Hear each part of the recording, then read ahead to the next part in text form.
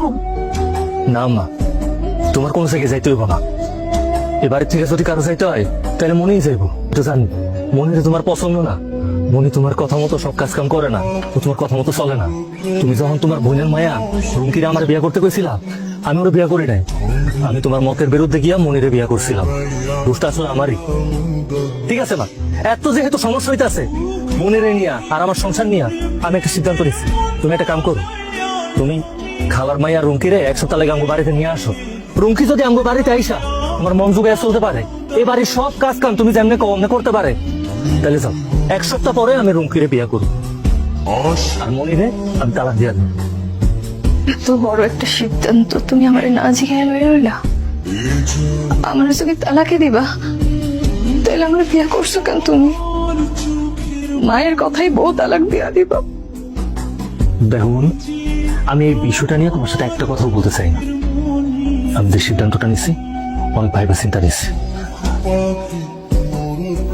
রুগিয়াপা একদম সুন্দর করে বাড়িটা ঝাড়ু দিবা, যাতে আম্মা আর ভাই জানাইয়া দেখা একদম খুশি হয়ে যায়। তাহলে তো তুমি এবারে বউ হইতে পারবা। আর তুই কোনো চিন্তাই করিস না, তুই শুধু দেখ আজকে এমন ভাবে উঠান ঝাড়ু দিব যে আরো এক সপ্তাহ কোনো উঠান ঝাড়ু দেওয়া লাগবে না। তো ঝাড়ু দাও, তাড়াতাড়ি ঝাড়ু দাও। আরে রুম কি আইসাই ঝাড়ু দিতেছিস কেন? যা কাপড় চোপড় বদলা যা। কি যে করো না খালা, সকাল সকাল উঠান ঝাড়ু না দিয়ে ঘরে যাওয়া যায়? তুমি ঘরে যাও, আমি উঠান ঝাড়ু দিতেছি। যা। দেখছস রুম কি আইসাই বাসি বাড়ি ঝাড়ু দেওয়া শুরু করছে। আর রুমকি আইসা করছে, তাহলে তো খুব ভালো। তোমার আর কোনো কষ্ট থাকবো না, কোনো কাম কাজও করতে হইব না। ঠিক আছে রুমকি, তুই যেহেতু আইসাই পড়ছস, তাইলে ঘরের কাম কাজ সব ঠিকঠাক মতো করিস, যাতে তোরে নিয়ে আমার আবার কোনো অভিযোগ না থাকে। রুমিয়াপা, আমার এই কাপড় চোপড় গুলো একটু ধুয়ে দাও তো। কেন তোর কাপড় চোপড় আমি ধুতে যাবো কেন? নিজের কাপড় নিজে ধুয়ে নিতে পারস না? আমি ধুয়ে নিব মানে? ভাবি থাকতে তো সবসময় ভাবি আমার কাপড় চোপড় ধুয়ে দিছে। দেখো, তুমি যদি আমার কাপড় চোপড় গুলো না ধুয়ে দাও, আমি কিন্তু আম্মার কাছে বিচার দিব। আমার কাছে বিচার দিলে আম্মা কিন্তু অনেক রাগ করবো। আমি এই বাড়িতে তোর ভাইয়ের বউ হইতে আসছি, কোনো চাকরানি হইতে আসি নাই। আর আমি যদি কাপড় চোপড় ধুই, তোর ভাইয়ের কাপড় চোপড় দেবো, অন্য কারো কাপড় চোপড় ধুইতে আমি পারবো না। আমি কিন্তু যা, আমি নিজের কাপড় নিজে ধুই আনি। হয় রান্না চড়াইছোস, চালাই না, তুই তো খাইতে আয় বোন। শোন, তুই না একটু জাল পছন্দ করে, একটু জাল বেশি করে দিস। আর তুলি লেগে একটু আলু ভর্তা বানাইস। তুমি এটা কি করলে খালা? এটা কি তুমি কোনো হোটেল পাইছো যে যে যাদের মতো পছন্দ খাবার অর্ডার করতেছো? দেখো খালা, আমি তো সবার পছন্দ মাথায় রেখে আনতে পারবো না। যেমন পারি এবার আনতেছি, তুমি খাই নিও। এটা কেমন কইরা কইতেছস? তুই না তুহিনের বউ হবি, তাহলে সবার পছন্দ অপছন্দ জানতে হইব না? খালা, আমি তুহিন ভাইয়ের বউ হবো, তার পছন্দ মতো তো রান্না করতেছি। এখানে আবার তোমার পছন্দ কি আছে, তোমার ভাইয়ের পছন্দ কি আছে, আমার পছন্দ আমি কি লেগে দেখবো? খালা, তুমি ওখান থেকে যাও তো।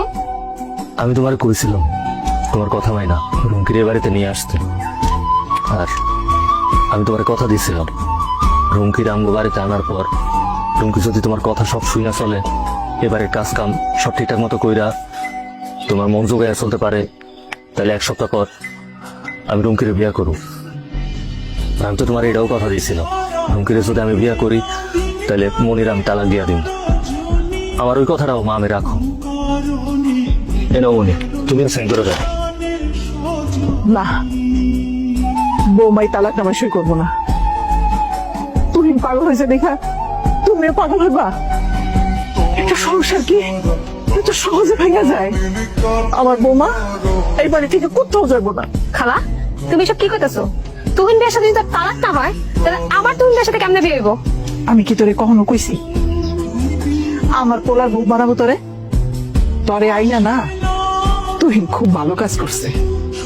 ওই যদি তোরে না আনতো, তাহলে আমার দুই চোখে যে আলগা পর্দা পড়া ছিল ওইটা উঠতো না।